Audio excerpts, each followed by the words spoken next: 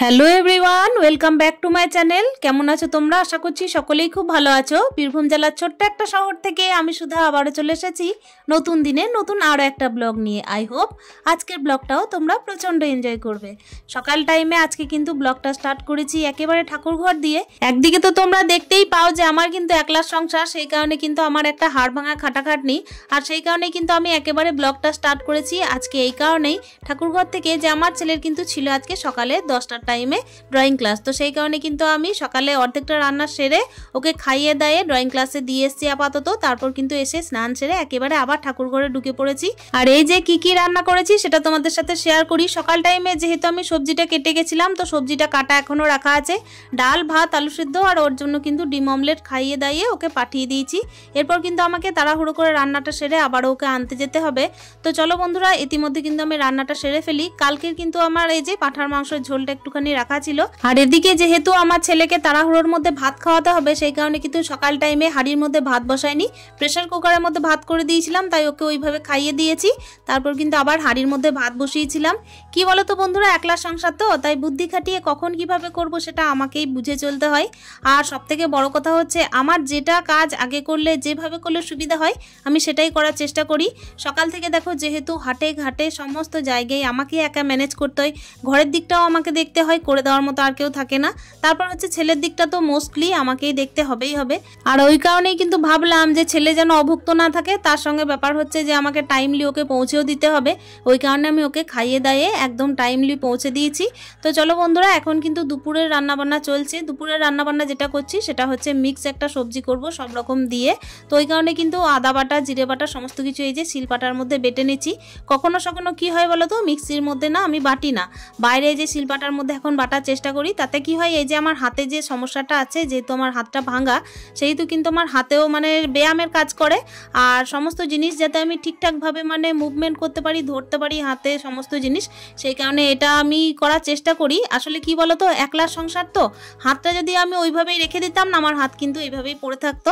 আর সত্যি কথা বলতে তো বাস্তবতা কিন্তু প্রচণ্ড কঠিন। বাস্তবতা তো হচ্ছে এইটাই যে যতই কিছু অসুবিধা হোক না কেন, বিশেষ করে কিন্তু একটা মেয়ে মানুষের কিন্তু একলা সংসারে অনেক অনেক দায়িত্ব, অনেক অনেক কাজ, দেখবার কিন্তু কেউ নেই। শুধুমাত্র হাত কেন, পা দুটোও যদি খোড়া হয়ে বসে থাকে না, সত্যি কথা বলতে কিন্তু মেয়ে মানুষকে দেখবার কেউ থাকে না। আর সব দিন কেই বা দেখবে বলো? মানুষের মন আর যুগের হাওয়া মাসে মাসে পরিবর্তন হয়, কেউ কিন্তু বুঝতে পারে না মানুষের ভিতরে কি চলছে। ওই কারণে কিন্তু নিজের সংসারকে নিজেকেই বুঝে নিতে হয়। আর একা সংসার একটা মেয়ে মানুষের প্রচুর প্রচুর দায়িত্ব। একলা সংসার মানে হচ্ছে অনেক ভয়ঙ্কর, আর একলা সংসার মানে হচ্ছে অনেক অনেক দায়িত্বে ভরা। বিশেষ করে একলা সংসারে যখন একটা নারী মা হয়ে যায় না, তখন তো তার দায়িত্ব আরও দ্বিগুণ চারগুণ বেড়ে যায়। ওই কারণে দেখো, আমি কিন্তু সব দিন চেষ্টা করেছি যে আমার হাতটা তো হওয়ারই ছিল না, তবু কিন্তু দেখো আমি নিজের চেষ্টায় ভগবানের শরণ নিয়ে তারপর নিজের চেষ্টা তো সব দিনই থেকেছে। ওই কারণে দেখো আজকে যে একলা সংসারে আমি করে খেতে পারবো, এই সাহসটুকু আমি নিজের দ্বারাই পেয়েছি, কেউ আমাকে সাহস জুগিয়েও দেয়নি। আর এই যে গল্প করতে করতে দেখো নিমের পাতাগুলো বেছে নিচ্ছি, তোমরা শুনলে অবাক হবে, এখনো পর্যন্ত কিন্তু এই বছর আমার নিম ভাজা খাওয়া হয়নি, আজকে প্রথম খাচ্ছি। আসলে বেগুন দিয়ে নিম ভাজা করবো ভেবেছিলাম, তারপর কিন্তু ভাবলাম যে আলু দিয়ে বেগুন দিয়ে কিন্তু একসাথে ভাজলেও ভালো লাগে। আবার আজকে ভাবলাম যে বেগুন নেই, তাহলে চলো আলু দিয়ে শুধু করা যাক। মানে এইরকম দ্বিধাদ্বন্দ্বের মধ্যে থাকতে থাকতে আলু দিয়েই করলাম নিম ভাজাটা। সত্যি কথা বলতেই কিন্তু কি জানো তো, ওই বেগুন দিয়ে যখন করি না, একটা ঘ্যাঁট টাইপের হয়ে যায়, আর আলু দিয়ে কিন্তু আমি বেশি ভালো খাই, সেই কারণে আজকে আলু দিয়ে করলাম। আর এই যে ওইদিকে তো সবজি হয়ে গেছে, এই রুমে বসে বসে শুধুমাত্র আলুটা কেটে নিলাম, যেটা কিনা শুধুমাত্র নিম ভাজা করব। আর ওইদিকে কিন্তু তরকিটা হয়ে গেছিল, সেই কারণে নামিয়ে দিলাম। তরকিটা খেতে খুব টেস্ট হয়েছিল, ঝাড়খণ্ড থেকে বড়িটা মিশিয়েছিলাম তো, যেটা আর কি আনা হয়েছিল মাসির বাড়ি থেকে। তো চলো বন্ধুরা, এদিকে তো তরকিটা হয়ে গেছে, শুধুমাত্র নিম ভাজাটা বাকি আছে। নিম ভাজাটা যেরকম করে করি জানো তো, আমার শাশুড়ি এইভাবে করতেন, তো ওনার হাত থেকে শেখা। মানে উনি আর কি রান্না বান্নায় কিন্তু খুবই পারদর্শী। আমি কিন্তু ওনার কাছ থেকে মানে দেখে দেখে শিখেছি। হাতে ধরে তো শেখানোর মতো কেউ ছিল না, কিন্তু দেখে দেখে কিন্তু আমি অনেক কিছুই শিখেছি। তো ওই কারণে কিন্তু ওনার প্রসেসটা আমি আর কি ফলো করি এখনো পর্যন্ত। এদিকে তরকারিটা নামাতে নামাতে টেবিলের দিকে নজর গেল। টেবিলের দিকে যেই কোনো কিছু পড়ে থাকতে দেখি না, আমার কিন্তু সঙ্গে সঙ্গে পরিষ্কার করে দিতে মন করে। কেন কি দেখো, টেবিলের মধ্যে এমন কোনো জিনিস যদি পড়ে থাকে, বাইরে থেকে কোনো লোকজন এলে না, একদম চোখে পড়লে সেটা দেখে আমার প্রচণ্ড পরিমাণের বাজে লাগে। ওই কারণে দেখো আগের দিনের কিছুটা লঙ্কা বেছে আমি ফ্রিজের মধ্যে রেখেছিলাম, আর কয়েকটা বাকি ছিল, তো সেগুলোকে আমি দেখো এখন পরিষ্কার পরিচ্ছন্ন করে করে একদম বোটাগুলোকে ছাড়িয়ে ফ্রিজে রেখে দেবো। এটার জন্য কিন্তু আমি রান্নাটা এখন স্টপ রাখলাম, জানো, মানে কি বলো তো, আমি ওই যে করবো এটা ভেবে ভেবে কখনো কাজ রাখতে পছন্দ করি না। এই কারণেই কাজ রাখতে পছন্দ করি না, কেন কি দেখো একলা সংসারে শুধুমাত্র করবার মতো যখন আমি আছি তখন আমাকে করে নিতে হবে। আর এই যে দেখো তোমাদের সাথে গল্প করতে করতে এখন নিমের পাতাগুলোকে আমি শুকনো খোলায় ভেজে নিচ্ছি। আর ভেজে নেওয়ার পর একদম শুকনো শুকনো করে একদম যেন হাতে মানে গুঁড়ো হয়ে যায় এমন করেই ভেজে নেব। ভেজে নেওয়ার পর এইটাকে না আমি তেলের মধ্যে আবার ভাজবো, জানো। তেলের মধ্যে ভাজার পর যে আলুগুলো সিদ্ধ করে রেখেছিলাম, মানে সিদ্ধ আলু দিয়ে কিন্তু আমি নিম ভাজা করবো, তো ওই সিদ্ধ আলুগুলোকে একেবারে খড়া খড়া করে আবারও তেলের মধ্যে হলুদ আর লবণ দিয়ে ভাজবো।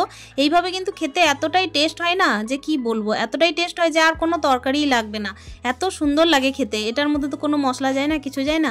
আর সত্যি কথা বলতে এই বসন্তকালে না নিম ভাজাটা খুবই খাওয়া দরকার। দেখো ওদিকে তোমাদের সাথে গল্প করতে করতে আমি কিন্তু মাঝে ছেলেকে খাইয়ে দিয়েছিলাম। আর এরপর কিন্তু দেখো আমি খাবার থালা নিয়ে বসে পড়েছি একটুখানি টিভি চালিয়ে। আর ওদিকে কিন্তু আমার ছেলে বিছানার মধ্যে শুয়ে আছে, ওটা হয়তো তোমাদের ক্যামেরার মধ্যে ধরা পড়ছে না, কিন্তু আমার ছেলে বিছানার মধ্যে শুয়ে শুয়ে টিভি দেখছে। আর আমিও কিন্তু একসাথে বসে বসে দেখো ভাত খাচ্ছি আর টিভি দেখছি। তো চলো বন্ধুরা, এখন কিন্তু বাজে ওই বিকাল 4:30। এই টাইমে কিন্তু আমি দেখো দোকান গেছিলাম, মানে কত কত খাটনি তোমরা বুঝতে পারছো। এখন কিন্তু চালের বস্তা তুলে এনেছি, মানে চালটা আমি দোকান থেকে কিনে আনলাম ওই 10 কিলো মতো। শুধুই মাত্র যে চাল কিনে এনেছি তা নয়, কিছু সবজিও কিনে এনেছি। তাছাড়া কিন্তু দেখো ঠাকুরের জন্য কিছু উপকরণ ছিল সেগুলোকেও কিনে এনেছি। 10 কিলো চাল এনেছি। তো এটাকে আমি বালতির মধ্যে আপাতত আমি রেখে দেবো সুন্দরভাবে, কেন কি এটা না রাখলে এখন পড়েই থাকবে।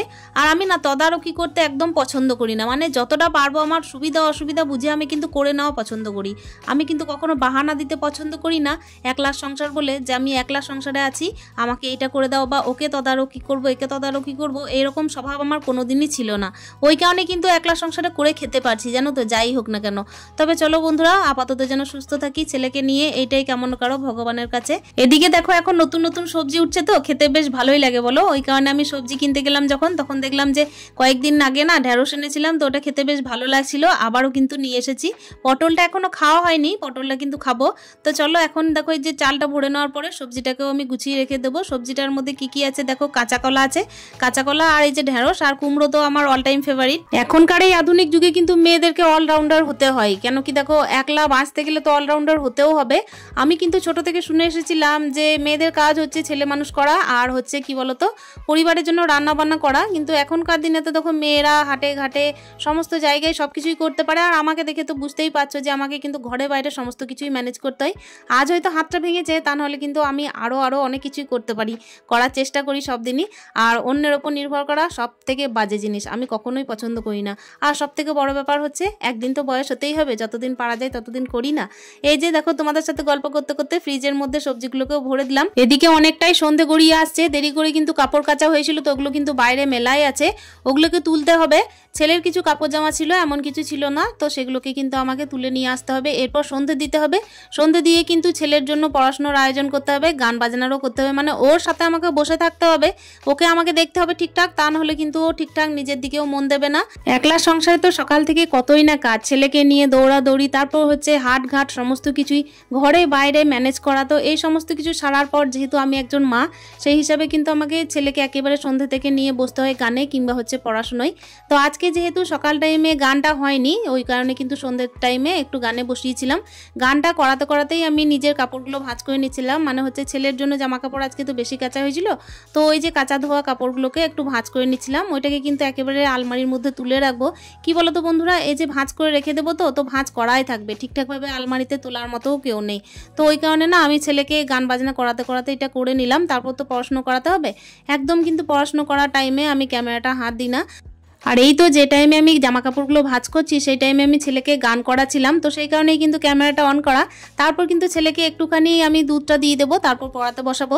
কেন কি ওই যে যেই টাইমে আমি ছেলেকে নিয়ে পড়াশোনা করাবো সেই টাইমে একেবারে ক্যামেরা হাত দেওয়া যায় না। আর একলা সংসারে আমি কতটা যোগ্য গৃহিণী, কতটা যোগ্য হাউসওয়াইফ হয়ে উঠতে পেরেছি তা তো জানি না, তবে হ্যাঁ একলা সংসারে আমি এইভাবে যেন চলতে পারি এই কামনা, এই বাসনা কিন্তু নিয়ে প্রত্যেকদিন সকালে ঘুম থেকে ওঠা আর প্রত্যেকদিন এইভাবেই শুতে যাওয়া। আর এই যে ভাঁজ করা কাপড়গুলো ছিল সেগুলোকে যদি ফেলে ফেলে রাখতাম না তাহলে ওইভাবেই পড়ে থাকতো। ওই যে বললাম একলা সংসার, তো চলো একলা সংসারে তো একটা মেয়ের জীবনে অনেক অনেক কাজ থাকে, আর একলা সংসারে মেয়ে মানুষের কিন্তু অনেক অনেক কাজ, যেহেতু তাই কাজগুলোকে নিজের হাতে করেও নিতে হবে। তবে হ্যাঁ, একলা সংসারে যে অগোছালো করে রাখবো ঘর সেই রকম মনোবৃত্তিও আমার নেই। এই তো এবার জামা কাপড়গুলোকে ভাঁজ করে আলমারির মধ্যে তুলে রেখেছি আর ব্লগের একেবারে লাস্ট মুহূর্তে চলে এসেছি। আশা করছি আজকের ব্লগটা তোমাদের প্রত্যেকের খুবই ভালো লেগেছে। যদি ভালো লেগেছে তাহলে একটা মূল্যবান কমেন্টের মাধ্যমে জানানোর চেষ্টা করো আজকের ব্লগটা তোমরা কেমন এনজয় করলে। আর এই যে একেবারে ব্লগের লাস্ট মুহূর্তে এসে তোমাদের প্রত্যেকের কাছে বিদায় নিচ্ছি। দেখা হচ্ছে অন্য দিনের অন্য একটা ব্লগ নিয়ে। স্টে হ্যাপি, হ্যাপি মন, টাটা।